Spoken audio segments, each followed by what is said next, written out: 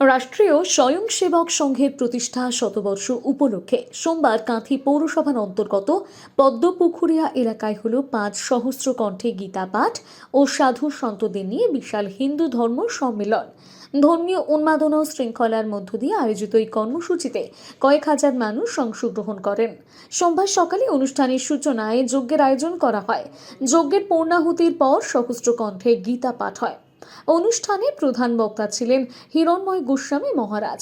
এছাড়া উপস্থিত ছিলেন বঙ্গীয় হিন্দু মহামঞ্চের অধ্যক্ষ স্বামী হিরণময় গোস্বামী মহারাজ, দীঘা সারদা রামকৃষ্ণ মিশনের স্বামী নিত্যবোধানন্দ, স্বামী সূর্যানন্দ সরস্বতী, বেদ মন্দির নন্দীগ্রাম, জেএনইউ বিশ্ববিদ্যালয়ের অধ্যাপক পার্থ বিশ্বাস, কাঁথি লোকসভার সাংসদ সৌমেন্দু অধিকারী, তমলুকের প্রাক্তন সাংসদ দিব্যেন্দু অধিকারী, উত্তর কাঁথির বিধায়ক সুমিতা সিনহা, কাঁথির সাংগঠনিক জেলা সহ সভাপতি অসীম মিশ্র, কাঁথি পৌরসভার 18 নম্বর ওয়ার্ডের কাউন্সিলর সুশীল দাস ও ক্লাবের সদস্য, পদ্মপুকুরিয়া ক্লাব স্টুডেন্টের সকল সদস্য। মঞ্চ থেকে বক্তারা বর্তমান প্রেক্ষাপটে হিন্দু ধর্মের গুরুত্ব এবং সামাজিক সংহতি নিয়ে আলোচনা করেন। সম্মেলন থেকে হিরণময় গোস্বামী মহারাজ হিন্দুদের ঐক্যবদ্ধ হওয়ার উপর বিশেষ জোর দেন। সনাতন ধর্মের আদর্শ মূল্যবোধকে টিকিয়ে রাখার আহ্বান জানান। জাতি ধর্ম নির্বিশেষে হিন্দু সমাজকে সংঘবদ্ধ হওয়ার বার্তা দেন। পরবর্তী প্রজন্মের কাছে ভারতীয় সংস্কৃতির সঠিক ইতিহাস পৌঁছে দেওয়া। হিন্দু ধর্ম কেবল একটি ধর্ম নয়, এটি জীবনযাপনের একটি ধারা। সমাজকে শক্তিশালী করতে গেলে আমাদের সকলকে ভেদাভেদ ভুলে ঐক্যবদ্ধ হতে হবে। সভায় বক্তারা একই সুরে সরব হন। দেখুন, গীতা হচ্ছে আমাদের জ্ঞানের প্রতীক। ভারতবর্ষের পরিচয় গীতার মধ্য দিয়ে প্রস্ফুটিত হয়।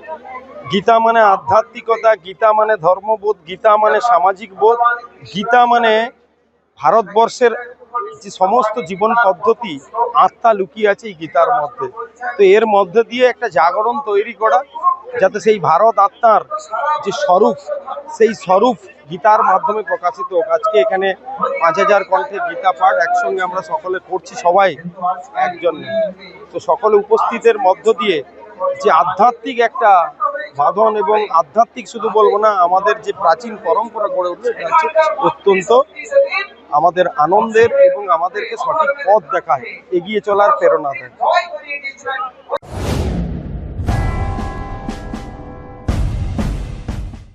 প্রলয় চক্রবর্তী, যিনি সম্পূর্ণ বিজ্ঞানভিত্তিক পদ্ধতিতে বিচার বিশ্লেষণ এবং প্রতিকার করেন। পদ্ধতিগুলি হল গোষ্ঠী বিচার, সংখ্যাতত্ত্ব, বাস্তুবিচার, হোরারি, আধুনিক ট্যারট কার্ড, হস্তরেখা ও ফেংশুই। পৌরোহিত্য বিশারদ, কম্পিউটারাইজড গোষ্ঠী তৈরি করেন। চেম্বার প্রতি বুধবার বেলদাতে, কেশিয়ারি মোড়, শ্যাম হোমিও হলের নিকট, সকাল 10টা থেকে বিকেল 5টা এবং সোমবার ও শুক্রবার ঠাকুরচক বাস স্ট্যান্ডে বিকেল 3টে থেকে রাত্রি 8টা পর্যন্ত। এছাড়া বাড়িতেও চেম্বার করেন ঠাকুরচক হাই স্কুলের নিকট প্রত্যহ সকাল 9টা থেকে 11টা পর্যন্ত এবং বিকেল 3টে থেকে সন্ধ্যে 6টা পর্যন্ত। এছাড়া প্রতি ইংরেজি মাসের প্রথম ও শেষ সপ্তাহে রবিবার সকাল 11টা থেকে 5টা পর্যন্ত জুনবলদা 9 নম্বর অঞ্চল অফিসের নিকট চম্পা স্টুডিও দ্বিতলে। কেশিয়ারি আপ্যায়ন লজ প্রতি ইংরেজি মাসের প্রথম ও শেষ সপ্তাহে শনিবার। নিজেকে আপডেট রাখতে ফলো করুন সানন্দা নিউজ।